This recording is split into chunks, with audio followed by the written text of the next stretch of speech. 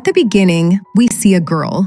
The date is the 12th of March. She looks angry and completely filled with hate. She talks to herself like she is remembering something someone once told her. She says that if you write down your wish and truly believe in it, the wish will come true. She calmly says she will do exactly that. Then we see her record a video. She says her wish out loud. My wish is for all of you to die. I truly wish every one of you would just drop dead. Her eyes are cold. Then she kills herself. Then the story jumps to Thursday in June. Now we see a different place and a different mood. We see a girl named Lim Nari. She sees messages from Aunt Jisun. She says there is an emergency at the hospital and she is leaving her card. The messages look normal, like an everyday life conversation. A boy named Choi Hyung is running in her apartment. Lim Nari scolds him for running because it makes noise for the people downstairs. He apologizes. Then, suddenly, she kisses him. Choi Hyung looks confused. She says, "What? You don't like it? Then I won't do it." Choi Hyung quickly says, "No, I like it. A lot. So much that I'd love it if you did it one more time." In the next scene, we see a girl named Yu Se. She reads her daily fortune. She looks confused by it. Then she suddenly gets out of the car and heads towards school. Then she meets Choi Hyung and asks him what he is doing after school. But suddenly a boy named Kim Gon comes. Then Kim Gon starts questioning why Nari and Choi Hyung are always together lately. He points out that they live in the same apartment complex, but still something feels suspicious to him. He asks if they are dating. Choi gets embarrassed and defensive. He says it would be harder to come separately since they live in the same place, but the friend doesn't believe it.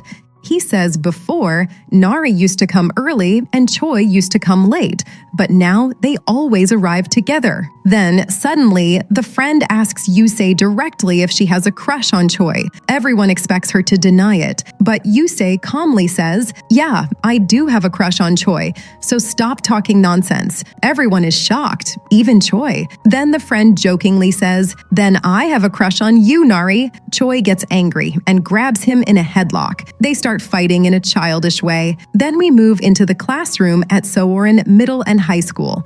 We meet Kang Ha-jun, the class brainiac. He is quiet, smart, and serious. Kim Gyeon tells him that Choi almost killed him with a headlock.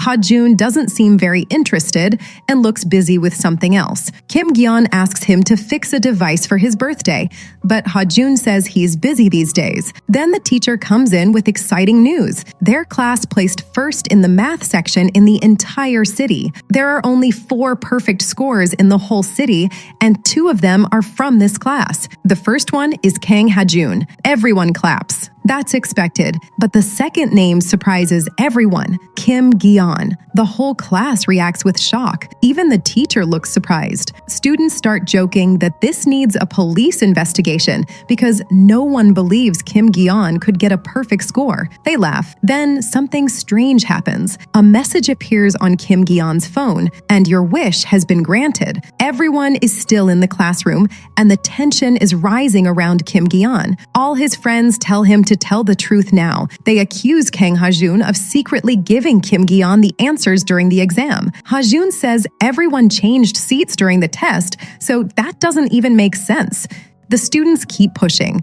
They joke that the police might come to school to investigate, but Kim Gyeon calmly says the cops will never know the truth. Then Kim Gyeon looks serious. He says, "So you're really curious about my secret?"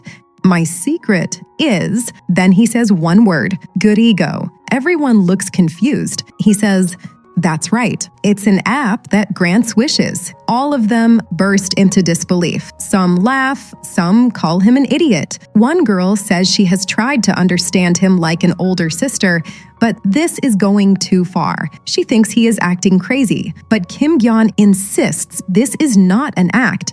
He says the app is real. They tell him no such app exists. Choi even searches for it on the phone, but nothing shows up. Kim Gyeon smiles and says you can't find it by searching. Then he says he will send them the link himself. Choi takes out his phone. Ha-jun warns him he might get hacked.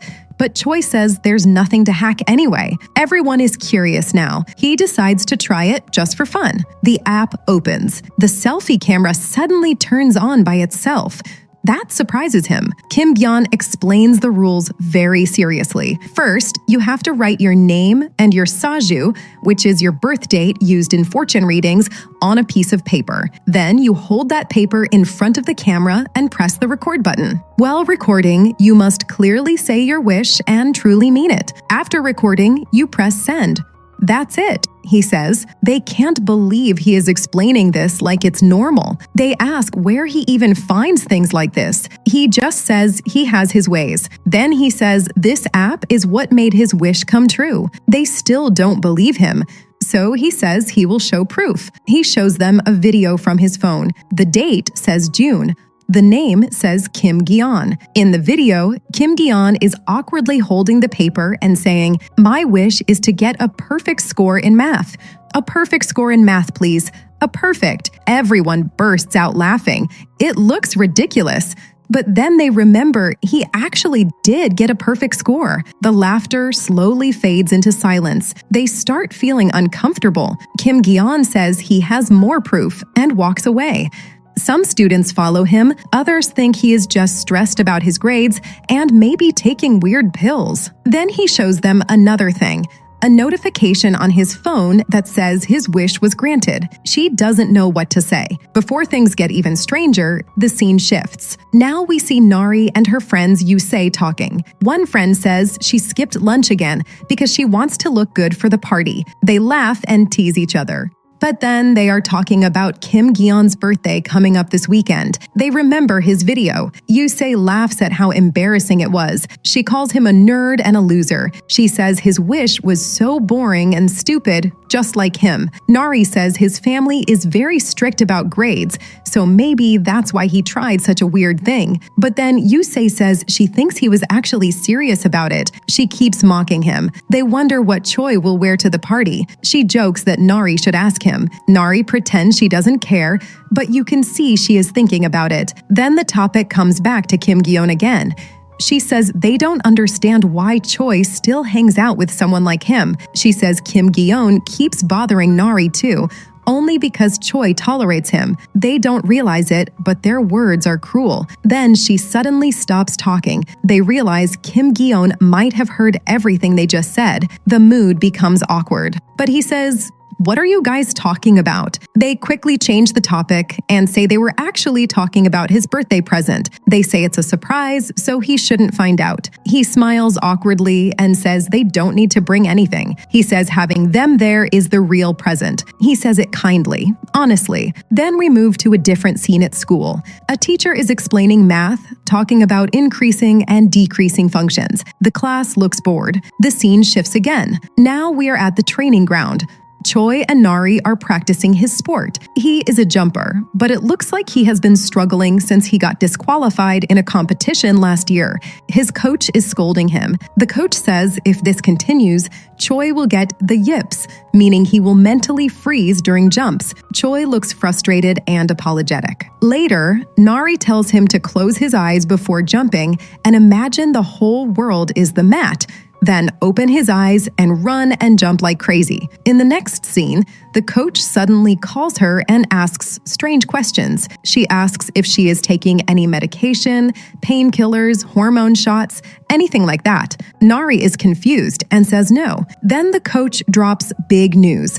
The National Reserve Team has called. Nari is shocked. The coach says from now on, he will have special training, even on weekends, so he can improve before joining the team. Nari is overjoyed. This is huge for her. Then the coach teases her about having no more weekend dates. She is shocked and asks if he knows about Choi and her. The coach says yes. Then we see Kim Gyeon. He is walking and answers a phone call. Then we hear Nari's voice clearly talking to other friends, and her tone is completely different from how she acts in front of Kim Gyeon. She asks, "Are you guys really going to that loser Kim Gyeon's birthday?" She says she is sick of looking after him at school, and now even on weekends. She calls him annoying, dense, and embarrassing. She says she almost died from embarrassment watching his wish video.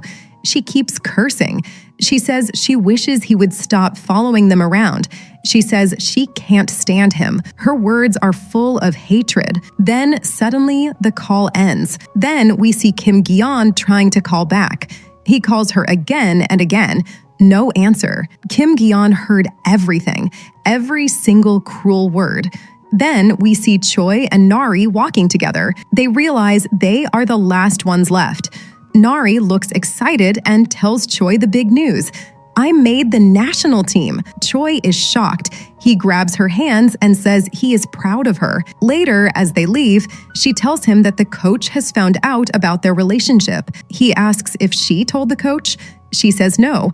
She didn't tell anyone, not even Kim Gi-yeon, Ha-jun, or Yusei. The coach just somehow knew. He looks worried, like this secret relationship is going to cause problems. Then we see Nari texting Aunt Ji-sun happily about making the national reserve team. But on his phone, we also see many missed calls from Kim Gi-yeon. Nari doesn't notice yet. Later, they sit together eating chicken. They joke, laugh, and enjoy the food. Choi says to thank her aunt for it.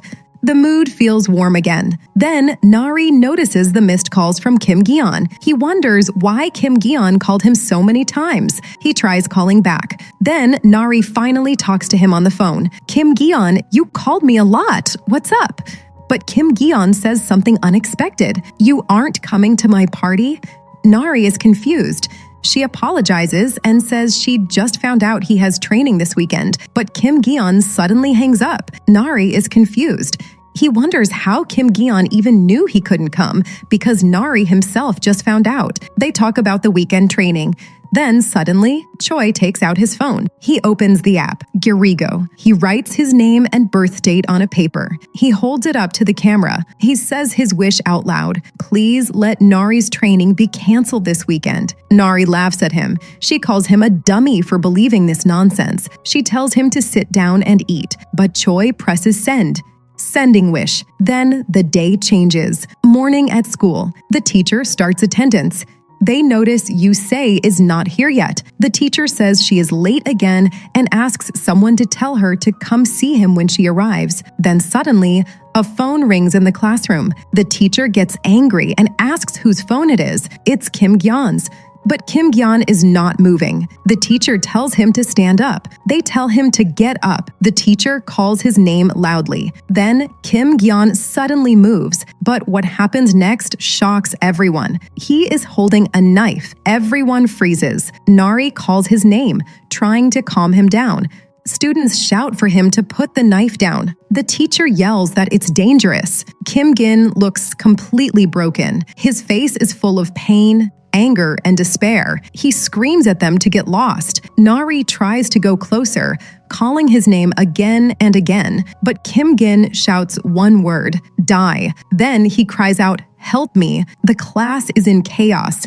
Everyone is shouting. They are terrified. They don't understand what is happening. Kim Gin looks like he has completely lost control. And in that moment, he suddenly attacks Nari. Later, he suddenly slits his own throat. Then suddenly, the story jumps back in time. Now we see Nari for the first time as a transfer student. Students whisper about her. Some say she must be a bully. Others say they heard something from their parents. They say Nari's parents took their own lives, so she is alone. Some even spread a horrible rumor that she killed her own parents. The atmosphere around her is full of gossip, fear, and curiosity. But then we hear something else. Nari is not just a normal student. She is a 3-time national champion and a next-generation Olympic prospect in track and field. She tells some noisy students to be quiet.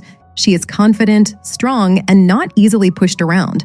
A boy introduces himself as Choi. He says he will help her with the track team. Another boy, Kim Gon, acts silly and dramatic, saying he will protect her from evil schemes, like a loyal skeleton from a game. It is awkward, but also kind in a strange way. This is how their friendship started. Then we snap back to the present. Then we hear adults talking. Someone says, it is a suicide, and that there is no need for further statements. They ask to handle it quickly for the sake of the other kids. The mood becomes heavy and silent. Then we see Nari walking to the gym locker room to change. She looks shaken. Now we see a memory from the past. Nari is outside Kim Gi-yeon's house.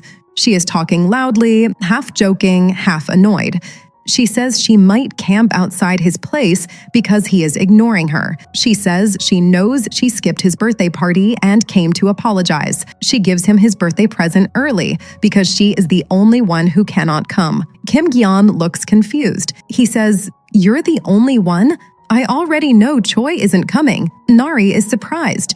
She says Choi and Hajun will definitely come. Yusei will probably come to see Choi too. Kim Gi-yeon looks even more confused. Then he says something strange. "Something really strange happened to me today." He tells her that he talked to her on the phone, or at least he heard her talking to others, but it wasn't really her. He apologizes and says he misunderstood her. Nari looks worried. She asks if he is okay. The memory ends. We return to the present again. Nari looks completely shaken by everything that happened. Her coach tells her not to think about anything today and just rest at home. Then she says something that makes her freeze. Training is canceled tomorrow.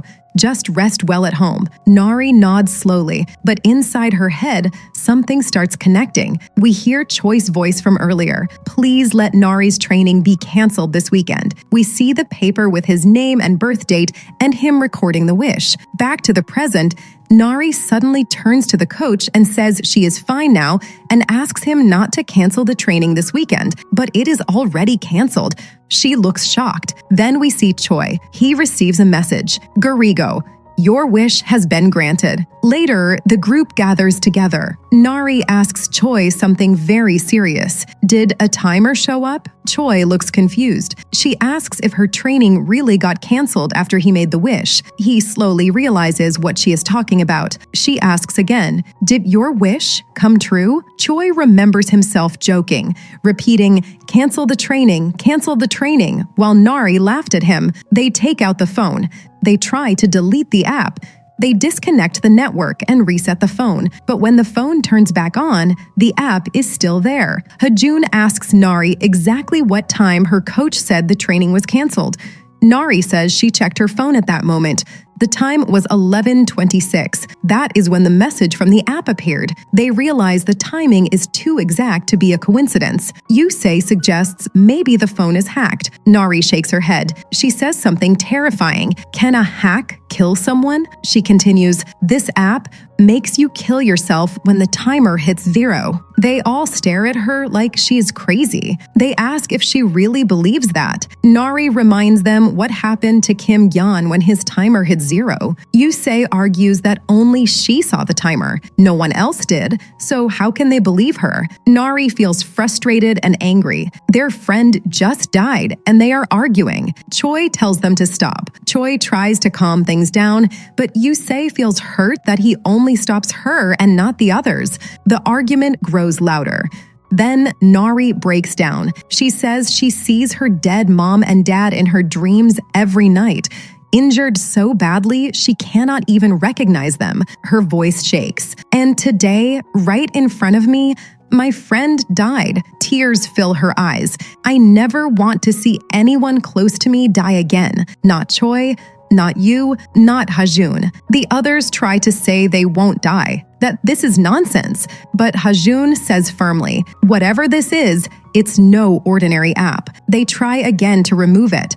It won't delete. They realize breaking the phone won't help either. Finally, Hajun says they need to properly investigate this app. He says he will bring his laptop from home so they can analyze it. They decide to gather everything they need and meet at Nari's place. Nari asks Yusei if she is coming too. Yusei hesitates for a second. Then she says, "Yeah." Later, they separate. Choi talks to Nari gently. He brings up what she said earlier about having nightmares every night. He says he didn't know she was still struggling that much and apologizes. Nari looks at him quietly and starts talking about the past. When she first transferred to the school, she was planning to quit the track team. She was living alone at her aunt's place and felt scared and miserable every day. But there was this noisy kid upstairs who kept running around loudly. That kid was Choi. At school, he would loudly call out to her, "Hey, long jump gold medalist." He was cheerful, loud, and annoying in a harmless way. Nari says that because of him, she felt less scared being alone. She felt like she wasn't completely alone in the world. She thanks him. Later, Choi softly asks if she wants him to stay with her. She says he doesn't have to. They all had a hard day. She tells him to rest first and come later. Then something terrifying happens. Choi's phone rings. He answers, and he hears Nari's voice, but it is saying horrible things. He hears a voice that sounds exactly like her, laughing and swearing. That voice says cruel things about Kim Gon. It says she wishes he would die. It even threatens to kill someone. He runs to Nari. The call suddenly cuts. He whispers that maybe his phone is hacked. He says the voice sounded exactly like her. Then she remembers. Kim Gon said the same thing before he died. He said he heard her voice saying horrible things, but it wasn't actually her. Later, they rush to Hajun's laptop. Hajun starts working fast. He transfers the system apps and the Garigo files to his laptop to analyze them. He prepares to factory reset the phone. He looks confused. He says the code is too simple, nothing special. But somehow the app is acting like a system app that cannot be removed. They ask about the timer. Hajun says they can stop and delete the timer now. It will take a few minutes. Everyone waits nervously. Then Choi says something feels wrong. He says he feels like something is in his eye. Nari tells him to go rinse it, but Choi doesn't move. He starts acting strange. He looks panicked. Then suddenly, he grabs something sharp. Nari shouts for him to stop. Everyone panics.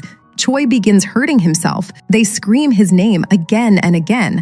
They tell him to stop. They try to get close, but he tells them to stay back. Blood starts pouring. Someone runs to get the first aid kit. Nari calls for an ambulance, shouting the apartment address. She begs them to come quickly. She also asks for the police. Choi keeps bleeding. He is losing consciousness. On the laptop screen, we see something horrifying. Rebooting device. The app is still running. Then we hear a voice full of hatred and anger. "You're the reason you're all dying. You screwed things up. Now every single one of you will die here." He attacks Hajun, and Nari saves him. Then we see the hospital. Aunt Jisun Hospital. Nari is sitting there, exhausted and pale. Her aunt talks to her. She asks if she really won't tell him what happened. She asks about Choi. Her aunt says Choi is in the ICU, but it's not just the injuries keeping him from waking up. Nari looks confused and scared. "If it's not because of me, then why can't he wake up?" Her aunt tells her he is taking special care of Choi. And now Nari realizes this is no longer just about an app. Something else is controlling everything. Later, Yusei says Choi's parents were looking for her because they heard she stopped him from hurting someone. He asks if she needs anything from home. She says her aunt already brought what she needed. Then Nari suddenly remembers something. Her bag is still at her place. She tells Yusei the passcode is her birthday and that she can go get it later. Then Hajun gets a phone call. The caller ID shows Pang M.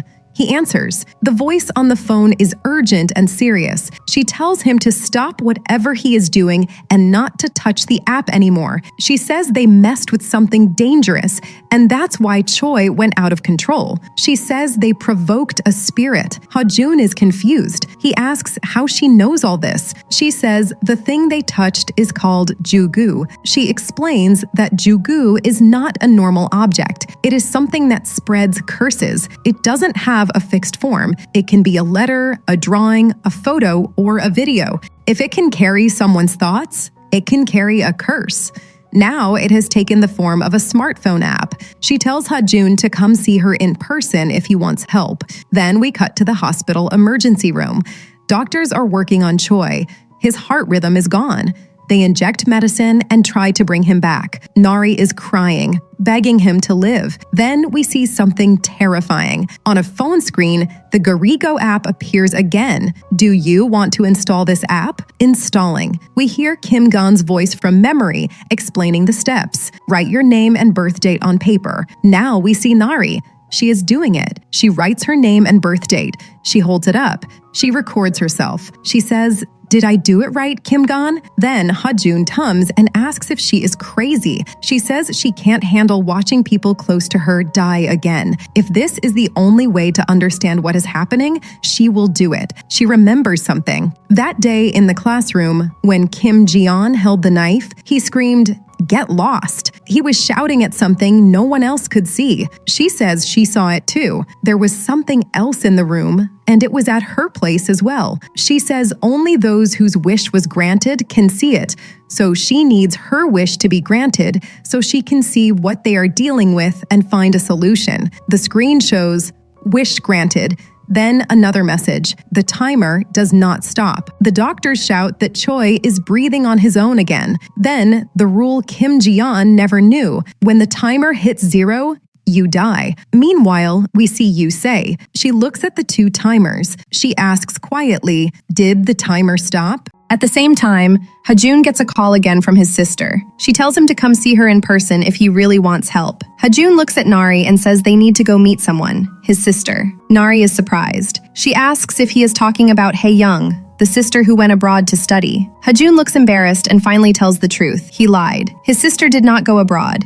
She quit her good job, changed her name, and became a shaman. Hajun was ashamed and annoyed, so he lied about her. Now they get into a taxi and follow the GPS. The driver is confused because the road becomes more and more strange. Hajun keeps saying this is the right way. They get out and start walking through a place full of bugs and trees. Nari feels uneasy. She asks if this is really the right place. Hajun says yes, but even he sounds unsure. Finally, they arrive at a very strange house deep in the woods. It looks like someone lives there, but it feels creepy and isolated. Nari asks if he is sure someone lives here. Hajun says he thinks so. He reminds her that he said he has been here before. Then Hajun admits something strange. He has never been inside. He explains that every time he comes here, a weird man stands in front of the door like a totem pole and blocks the entrance. Hajun once told the man to call his sister outside instead, but the man said something very scary. He said if Hajun's sister comes outside, she will die. Even stranger, the man always calls Hajun brother-in-law, which Hajun hates. Just then, the door opens. The same strange man greets them politely and says, "Please come in, brother-in-law." Hajun gets angry and tells him not to call him that. The man apologizes but says Kangmi has been waiting all day because Hajun said he was coming. As they walk inside, something terrifying happens. Nari's phone rings. The caller is Choi. Nari freezes. She answers slowly. On the phone, Choi sounds normal. He asks why she has been so hard to reach. He says he has been looking for her everywhere. He talks like nothing happened, like he never went crazy. Nari tries to talk calmly. She says she is far away right now, but Choi keeps asking, "Where are you? I'll come to you." His voice slowly changes. It becomes angry and demanding. "Where are you? Nari, answer me!" Kangmi whispers to her not to answer. She watches her carefully and tells her to lower her right hand. Nari realizes something horrible. She cannot move her arm. Kangmi quickly tells the strange man, whose name is Bangwul, to bring the rope. They tie Nari's arm so she cannot move. On the phone, the voice becomes violent. "If you keep ignoring me, I'll rip out your boyfriend's tongue instead." Nari is shaking. The voice continues, "Remember how your boyfriend went berserk? Should I smash his skull open this time?" Hajun looks scared. He asks what is happening. Bangwul tells him to just trust his sister. The voice keeps threatening them. It says it will kill all of them. It keeps calling Nari's name again and again in a twisted, angry tone. Then suddenly, Nari faints. Then Kangmi tells Bangwul to grab her and pull her toward the ritual space called the altar. Hajun is panicking now. He asks, "What did you just do to her?" Kangmi answers with a heavy voice. Her soul has been trapped. She says she has to go bring her back immediately. There is no time to explain. Later, Kangmi gives a clear warning to Hajun. No matter what happens outside, do not leave this room. Then Bangwul tells Hajun's sister to handle everything outside. She must only focus inside. Then the ritual begins. We hear the heavy spiritual explanation. Nari is not just one body. She is described as a being with multiple souls.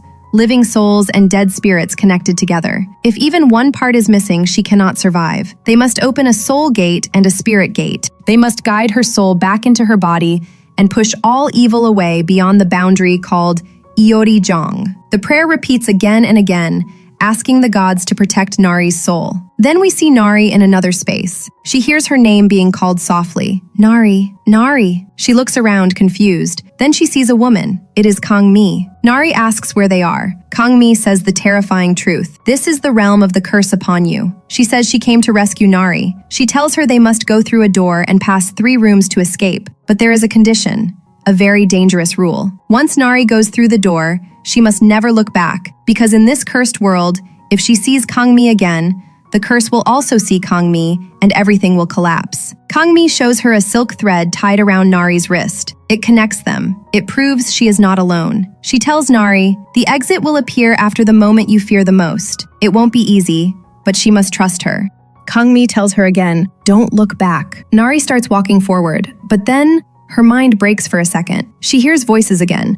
Choi's voice, Kim Jon's voice, the app's voice, all mixed together. Help me. I don't want to die. Nari, save me. She freezes. Even when Nari goes to whatever, she sees Kim Jon everywhere. He is cutting his own throat everywhere. He is not real, but all these things are very horrifying. Nari freezes. It is a perfect emotional trap. If she looks back, she fails the rule. Nari starts remembering all the scenes from that day. Then she picks herself up and runs towards the door.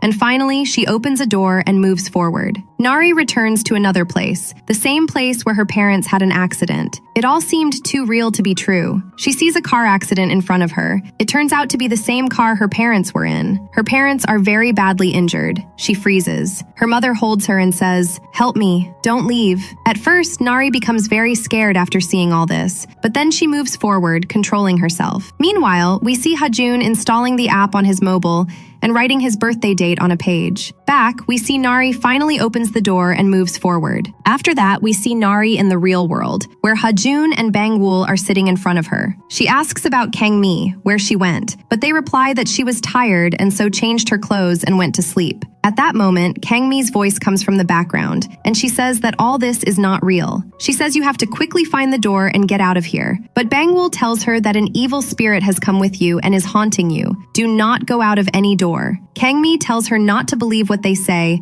and to quickly find the door and get out. At the same time, we see that Ha-jun also starts seeing the ghostly figure. Nari asks how you are able to see him, and he replies that I have also made a wish to save you. Meanwhile, together they start forcing her to look back. If you look back, then Ha-jun can be saved. Nari doesn't understand what to do, so she looks back. At that moment, we realize that it wasn't all real. It was a place to cross the third gate. But because Nari looked back, the ghost also sees Kang Mi, and we see in the real world that Kang Mi starts bleeding from her mouth. After that, Nari now arrives in another world where there is blood everywhere. There is also that ghost girl. Nari's condition starts to deteriorate, but Kang Mi still manages to save her and tells her that we have to cross this gate quickly, and they both run and cross the gate. With that, she crosses the 3 doors. Now everything starts to come together after the escape from the cursed realm. Nari is still shaken, but she has made it out alive. Kang Mi confirms it clearly. Nari is okay for now, but she warns them that this is not over yet. She explains that what they just did was only temporary. They didn't fully remove the connection between Nari and the cursed world. They only cut the thread for a moment.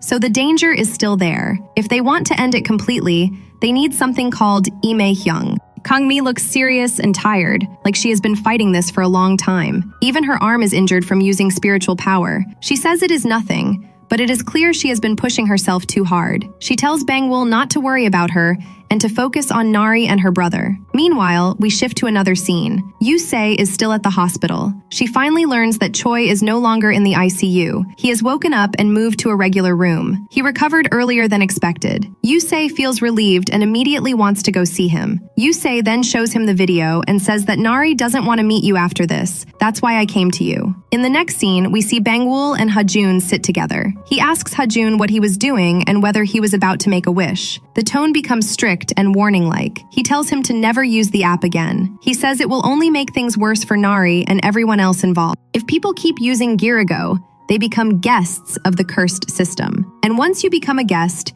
You get pulled deeper into the spirit world. They beg him to trust his sister more. Then we return to Nari and Kang Mi. Nari apologizes. She says she is sorry for looking back. It felt too real. Then Kang Mi gently tells her something important. Even if those memories were used against her, they were still real memories. Her parents were real. Her feelings were real. The curse didn't create them. It only twisted them. Kang Mi says this is the worst part of the curse. It uses love, grief, and memory as weapons. Later, Kang Mi explains the truth behind Girago. It is not just an app. It is a curse created by a vengeful spirit. In their terms, it is called a Mei Hyung. Bangwol explains, Mei means to bury. Hyung means wicked. So a Mei Hyung is an object filled with buried hatred and spiritual corruption. Girago is one of these cursed objects.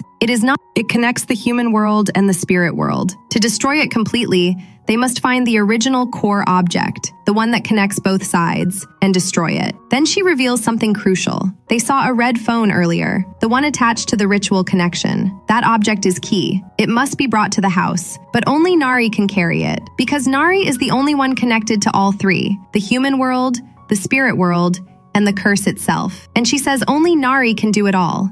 After this, we see Nari. She is very scared because there are terrifying scenes everywhere. The same ghost girl is there, and just then, another ghost girl appears behind her. She sees her and wakes up at that moment. Kang Mi comes to her and says, "Are you okay?" The next day, we see her trying to explain what happened. She says she woke up suddenly because she was so scared. But when she looked around, there was someone in front of her and someone behind her. This makes the situation even more dangerous. It means there could have been more than one person. Kang Mi explains that as long as she has this bracelet, the spirits won't be able to touch her. But there is a condition. If the bracelet breaks, she must return immediately. And if the timer starts again, she must come back right away. She also warns her not to answer any calls or messages on her phone. No matter what happens, she must ignore everything. If she needs to contact her, they will do it through Bangwol or Hajun. Even in this serious moment, there is a bit of emotion. Before leaving, Kang Mi tells him to take care of the kids. He promises her that no matter what happens, he won't let anything happen to them. Then we see them preparing to leave. As they are about to go, Hajun comes back and says thank you. They are grateful for all the help. He also reminds Kang Mi to take care of her injuries while they are gone. In the next scene, Hajun asks if Kang Mi really can't leave the house at all. The answer is serious. No, she cannot. If she leaves, her body won't be able to handle it. At first, it sounds like she might be sick, but then he says it's not exactly that. It's something more complicated. For the rest of her life, she won't be able to leave that house. This shocks everyone. But Bangwol says they don't care about the reason. He promises he will find a way to help her leave, no matter what it takes. The scene changes. Choi goes to Nari's house but finds Yusei already there. She says they came because Nari's aunt asked him to run an errand. He says they should talk inside. On the other hand, we see Hajun. He remembers a past moment with Kim Gyeon. He jokingly asks if fixing it can be his birthday gift, but Hajun says he is busy. In the present scene, they unlock the device using a pin. Now they begin investigating. He says he feels bad for Kim Gyeon, but they still need to check everything. They start going through his data. His browser history, cookies, cache, logs, messages, even hidden files. They are trying to find out how he discovered something called Gutigo. Then we see something interesting. His phone is synced with his Google account. Because of that, they can see what he searched and which websites he visited. At first, Bangwol doesn't fully understand, but he asks if this will take a long time. The answer is no. It will be quick. They are only checking one specific time, June, more specifically the day before the math exam. Then we learn more about Kim Gyeon. He was very stressed about studying. He was even taking medicine because of the pressure. Then we see them checking the activity from that day. There is nothing very special except one thing. He was using Discord a lot. At first, Bangwol jokes and says, disco, but then they correct it to Discord. They explain that Discord is a platform where people can chat, share screens, and talk with voice. Then suddenly they get a call. The username shows Ogre Min Susan. They decide to answer, but with the mic turned off. On the other side, the person sounds scared. He keeps asking why no one is answering. He sounds like he is panicking. Then they finally respond. They say Kim Gyeon's name. The caller becomes suspicious. He realizes something is wrong. He asks who they are. They reply that they can't use the mic. Then the caller asks where they are,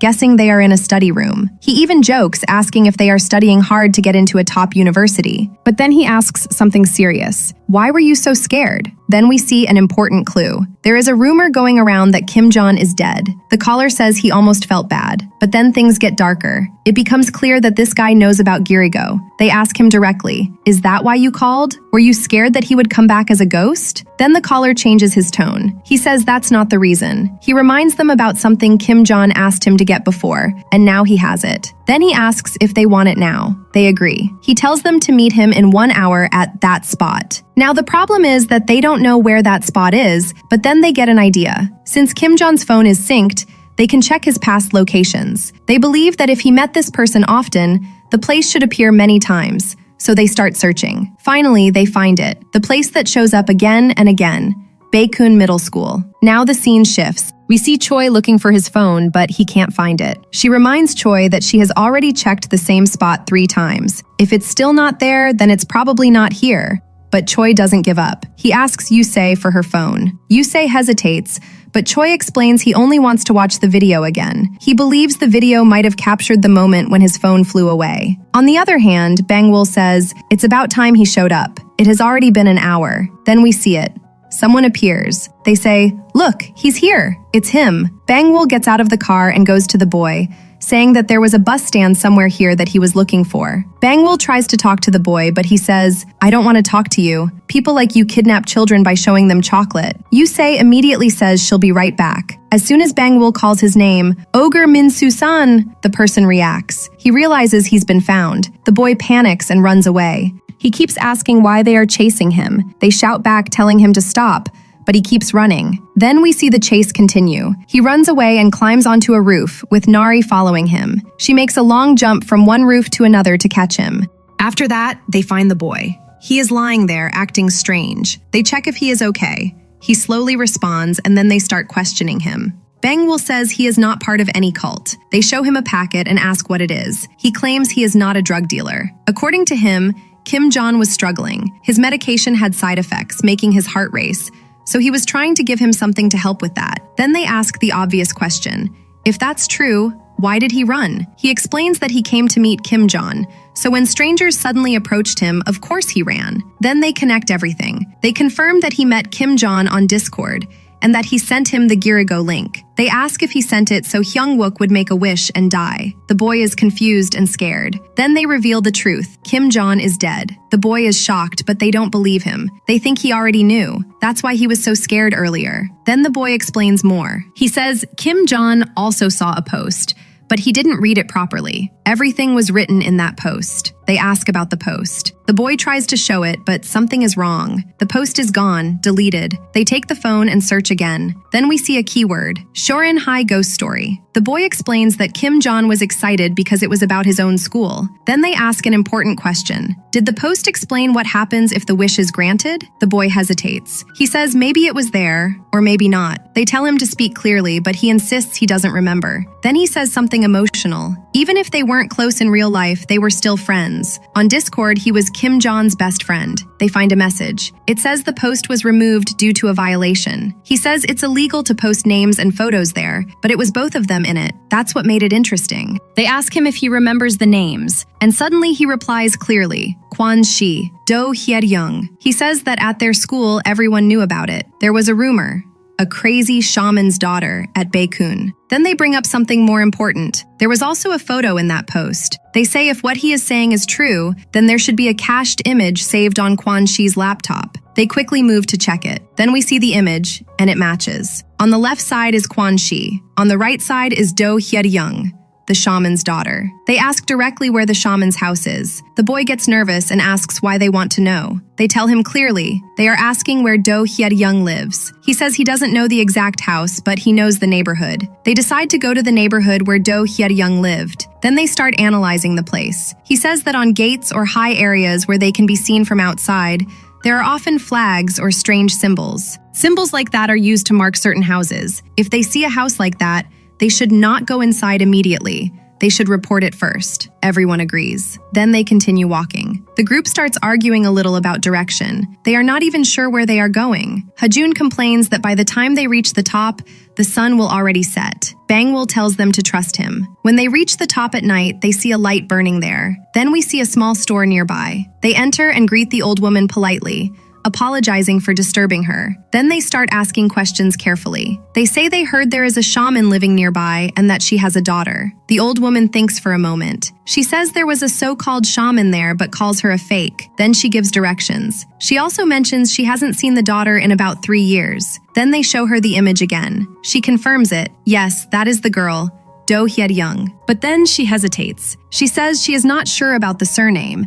It might be different. The group thanks her and prepares to leave. They follow the path carefully, and then suddenly something appears. A flag, the same symbol they were warned about. Everyone stops immediately. Then we see Bang-woo step forward. He says, "Come in." Inside, they notice something strange. Then we see a tool being handed over. He explains it is called an idanganjiju. It is used to hang flags during large temple ceremonies. But they immediately notice something wrong. It doesn't belong in this place. They see blood on it. The realization hits everyone. Bang-woo says she was not a shaman, and not a ritual master either. Something else is going on here. Suddenly, the atmosphere turns serious. Bang-woo shouts, "Stop! Don't move!" He tells them to get closer to each other. A protective ward is being created. It is meant to protect them from stray spirits. They are told to stay inside the circle and not step outside no matter what. He says if there is any danger, call him. Then he goes inside. They both stand very close to each other. She says that it is very hot today. Bang-woo sees a lot of strange things inside. As soon as Ha-jun hits Nari's head to kill a mosquito, she falls out of the circle. She sees something strange there. Ha-jun tries to stop her from going there, but she doesn't stop. That ghost girl points her to a place. When she goes there, she finds a photo and a uniform. Later, Nari says she saw the girl from her dream. She followed her and found a photo there. Then they give all this information to Kang-mi. She asks if they are sure the shaman is dead. Bang-woo tells her the old lady had said she saw her taken away after death. They suggest digging deeper into what kind of shaman she really was, but she stops that idea. She says to focus on the red phone first. There is a photo with a window. It matches the place where Nari was taken, so now the theory becomes clearer. Someone must have recorded a video there. Later, they face a problem. How do they find it? Ha-jun wishes it was a digital photo because digital photos contain location data, GPS data. Then suddenly, a breakthrough happens. They check metadata from a Wish video and find coordinates, numbers that reveal the exact location where the video was taken. Now everything becomes connected. All videos from year ago were likely uploaded to a server, so if they can access the server, they can trace the GPS data. That means they can find the real location. Everyone is impressed. They praise the idea, but there is a problem. The system only allows registered devices to log in. Then Nari triggers a memory. She has seen this screen before on Coach Song's computer. Then they quickly head to school. After that, Nari says that the coach leaves last. So when the coach leaves, they can assume that the school is empty. Ha-jun shows her a photo. He asks if she recognizes the ghost she saw earlier. She says she doesn't know the person, but she feels like the ghost is trying to help her. She even found something for her, but Bang-woo warns her not to trust too quickly. Most ghosts try to lure people in slowly. Then Ha-jun and Nari go inside. After that, Ha-jun asks her how she knows about this place. She explains she used it for training. She wanted to practice secretly to make the national team. Then they move forward. They use a code, 1, 2, 3, 4. It is the coach's system. Everything inside the school is connected to it. Then suddenly, they find something. We see a video file, Girigo Wish videos. They start checking them and then it appears, a Wish video. This was Yuse's Wish video. In the video, she says, "There are 2 people I want dead." The first name appears clearly, Kim Jun. And then another shocking detail. The video is dated November. Nari says she made a wish too. Then how is she still alive? Then we see the story shifting into the past. We see a group of friends sitting together, drinking and laughing. They are cheering and having fun. Then we see Yuse's friends teasing her. She asks about a boy. What was his name again? She replies, Choi. She asks to see his picture. They want to judge if he is really worth all the heartbreak she is going through. At first, male friend Lee Dong jokes and says he is nothing special. But then another girl reacts. She says he is actually really cute. At this time, she looks at Kim Jong's photo. She calls him an otaku loser. Yusei looks annoyed but doesn't deny it. She says yes, it's obvious. Then Yusei says that Kim Jong says this is an app that grants wishes. The group immediately laughs. They don't believe it. Then Lee Dong asks directly, is the app called Girigo? This shocks the group. How do you know about it? He says that Girigo is real. Everyone laughs again, thinking it's a joke, but the explanation continues. In exchange for a wish, You have to give up your life. Now the mood becomes slightly uncomfortable. Some still don't believe it. In the end, he starts laughing and says, "What was it? I was just joking. Did you guys really believe it to be like this?" Yusei looks uncomfortable. Her friends complain that she ruined the mood. Yusei decides to try the app. She opens the app. Girigo, the app that grants wishes. Then she says something disturbing. If she is offering her life, the app should at least kill people for her. Someone tries to stop her, but it's too late. She presses the button. Make a wish. Then we hear her words clearly. "There are 2 people I want dead." The room becomes silent. She continues. "First is Kim Gyeon." Then she adds another name. Someone who is annoying her right now, Lee Dong. The memory cuts. We see the next day when Yusei goes to school and sees Kim Gyeon. He is holding a knife. She sees him slit his own throat. Everyone around him is panicking. They beg him to stop. She loses her senses after seeing this. The app responds, "Your wish has been granted." Later, Lee Dong is gone. She tries to call him, but the phone says he is unavailable. She looks very scared. In the next scene, Nari asks a serious question. Did the timer come up? Choi asks about training. Was it really canceled? Then the most important question, did your wish come true? Yusei is also there. Later, at first, Yusei tries to explain it logically. Maybe it's just a hack, but Nari strongly disagrees. They say this is not normal hacking. Now the room goes silent. Yusei tries to argue back. Then, can an app kill someone? It sounds ridiculous. An app that grants wishes? When the timer reaches 0, it makes the person kill themselves. She still refuses to believe it. But they admit one thing. This is not an ordinary app. It cannot even be deleted. Even after resetting the phone, it comes back, and the timer never stops. Now panic grows. Yusei turns on her mobile and looks at it. The timer is running on it too. After that, they make a plan. They will gather everything they need and meet at Nari's house. Then we see Nari calling Yusei. She asks if she is coming too. She agrees. In the next scene, we see Yusei stopping a car and starting to attack it, which happens to be her friend's car. She is very angry. She tells them to get out. Later, she asks her, "Did you know everything?" At first, it sounds like blame. She says, "Lee Dong was drunk. Could you have stopped me from doing all this? You knew everything." She defends herself. She says she didn't expect this either. If she knew Lee Dong would really die, she would have stopped it. Yusei gets frustrated. She tells them to stop talking nonsense. Then her friend reveals something important, the origin of Girigo. She says a girl named Kwon Si created it, not for something serious, but to bully another girl, Do Hye-young. Then comes a shocking detail. Do Hye-young died because of that app. She shows a timer to her and asks if she died because of this. She says that wasn't in the version she saw. Yusei says, "Why did Do Hye-young die?" She answers simply, "Suicide." But then she adds something. There were rumors that it wasn't suicide, but those rumors were dismissed as fake. Now confusion grows again. Yusei says, "If it was all fake, then why are people dying now?" She admits she doesn't know, but she gives one important direction. If they want the truth about Girigo, they should focus on Kwon Si, not Do Hye-young, because Kwon Si was the creator, and also the shaman's daughter. Then we see another scene. Hajun is walking with Yusei. She asks him directly, does he believe it, that Kim Gun died because of a curse? Hajun shakes his head. He doesn't believe in superstition. Then he shares his own theory. Girigo is a smishing app, a type of hacking, but then he is questioned. If he believes that, why didn't he say it earlier? The conversation turns personal. She asks him if he still likes Nari. He says, "Do you still like Choi?" Then the scene changes. All friends are in Nari's house. They are trying to stop the timer by deleting the app. Then we see something strange. Choi suddenly reacts. He says something is wrong with his eye. At first, it seems small, but then it gets worse. He starts acting strangely. Then we see that the same ghost girl comes there, and we also see that Yusei is able to see her too. Part 1 ends here. In the next part, we will see who is really behind all this, and do all friends die or not? All this will be revealed in the next part.